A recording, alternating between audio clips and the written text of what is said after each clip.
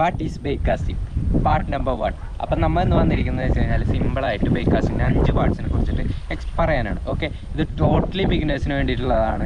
അപ്പോൾ ഇപ്പം തന്നെ ഫോളോ ചെയ്ത് വെച്ചോ ഗൈസ്, കാരണം ഇതിൻ്റെ എല്ലാ പാർട്സിലും പല നമ്മൾ കാസ്റ്റ് ചെയ്യുന്നത് എങ്ങനെയാണ്, ഇതിന് എന്താണ് എക്സ്പ്ലനേഷൻ, എങ്ങനെ അറിയാം, എന്തുകൊണ്ട് ക്ലാഷ് വീഴുന്നു, അങ്ങനെയുള്ളതൊക്കെ പറയുന്നുണ്ട്. ഓക്കെ, അപ്പോൾ ഫസ്റ്റ് 5 പാർട്സ് ഞാൻ പെട്ടെന്ന് പറഞ്ഞേക്കാം, കാരണം എന്ന് വെച്ചാൽ നമ്മൾ എക്സ്പ്ലനേഷൻ അടുത്ത വീഡിയോയിലാണ് ചെയ്യുന്നത്. ഓക്കെ, അപ്പോൾ 5 പാർട്സ് ഇമ്പോർട്ടൻ്റ് ആയ 5 പാർട്സാണ്. This is തമ്പാർ. ഇതാണ് തമ്പാർ എന്ന് പറയുന്ന സംഭവം. ഓക്കെ, ഇത് അമർത്തി കഴിഞ്ഞാലാണ് നൂല് ഇതിൽ നിന്ന് സ്പൂളിൽ നിന്ന് പുറത്തേക്ക് കിട്ടും. ഓക്കെ, കാസ്റ്റ് ചെയ്യും. ഓക്കെ, അപ്പോൾ മറക്കണ്ട, ദിസ് ഈസ് തമ്പാർ. അപ്പോൾ second one is important handle. നമ്മളെ സ്പിന്നിങ് റീൽ പോലെയല്ല ബേക്ക് കാസ്റ്റിങ്ങിൽ 2 ഹാൻഡിൽസ് വരും. ഓക്കെ, ഒരു ഹാൻഡിൽസ് വരുന്നതുണ്ട്, പക്ഷെ അത് ഭയങ്കര റയറായിരിക്കും. റയറായിട്ടുള്ള കാര്യങ്ങൾക്ക് മാത്രമേ നമ്മളത് യൂസ് ചെയ്യുള്ളൂ. എന്ന് വെച്ചാൽ ജിഗ്ഗിങ് അങ്ങനത്തെ ടൈപ്പ് ഓഫ് ഇതിനാണ്. പിന്നെ ദിസ് ഈസ് ഹാൻഡിൽ. അപ്പോൾ ഞാൻ പറഞ്ഞല്ലോ ഹാൻഡിലാണ്. തേർഡ് വൺ ഈസ് സിമ്പിളായി ഡ്രാഗ്. ഈ തള്ളി നിൽക്കുന്ന ഈ ഹാൻഡിലിൻ്റെ തൊട്ടെപ്പോഴും ഹാൻഡിലിൻ്റെ തൊട്ടടുത്തായിരിക്കും എപ്പോഴും ഡ്രാഗ് വരിക. ഓക്കെ, ഇതിനോട് ചേർന്നിട്ടായിരിക്കും ഡ്രാഗ് വരിക. ഓക്കെ, അപ്പോൾ തേർഡ് വൺ ഡ്രാഗാണ്.